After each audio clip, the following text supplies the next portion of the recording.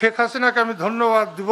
সবার আগে অধ্যাপক ইউনূসকে চিনেছেন, আমরা অনেকেই তারপরে অনেক পরে চিনলাম। আমাদের লোকেরা সর্বসময় সর্বত্র জয় বাংলা জয় বঙ্গবন্ধু বলবে। এই প্রত্যেক দিন লোক ধরে নিয়ে যান, বন্ধ করেন, আজকের থেকেই বন্ধ করেন। শেখ হাসিনার তলে কাদের সিদ্দিকী থাকলে দেশের যে অবস্থা, তুমি কে আমি কে, রাজাকার রাজাকার।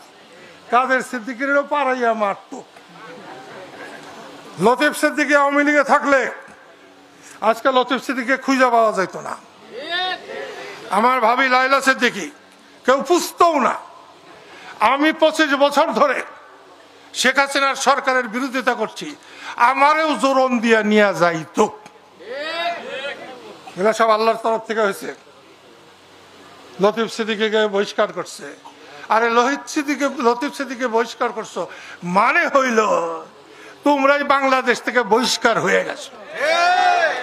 এখন দেখো ইলেকশন করবা, দেখো না কি হয়।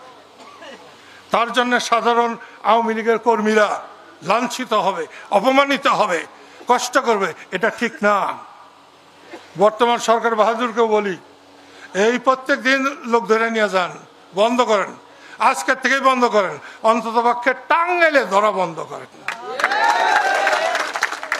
কালকে যে 13 তারিখ লকডাউন দিছিল, যার জন্যে সব জায়গাতেই কম বেশি 2, 4, 5, 10 জনকে গ্রেপ্তার করা হয়েছে। এত সুখে থাকেন না, ভালো হবে না। সেই জন্য বলছি, অযথা আর কোন লোককে আওয়ামী লীগ বলে ধরবেন না। দেশের পুরাটাই তো আওয়ামী লীগ। মৌলানা ভাসানীর আওয়ামী লীগ, বঙ্গবন্ধুর আওয়ামী লীগ, মুক্তিযুদ্ধের আওয়ামী লীগ, ওইটা কইবেন না। 2 দিন পরে কিন্তু আপনাদের অসুবিধা আছে। যে শেখ হাসিনাকে আমি ধন্যবাদ দিব এই জন্যে, এবং আমার অন্তর থেকে ধন্যবাদ দিচ্ছি যে শেখ হাসিনা সবার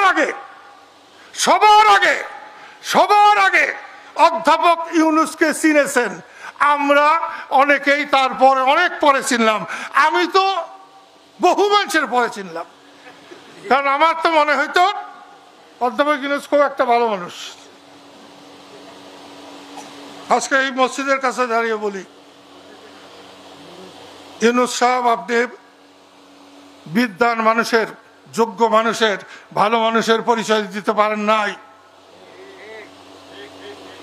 শেখ হাসিনা বলতো আপনাকে সুদখোর, আমি ভাবতাম যে অন্যায় করছেন। আজকে বলছি যে উনি ঠিক বলেছেন।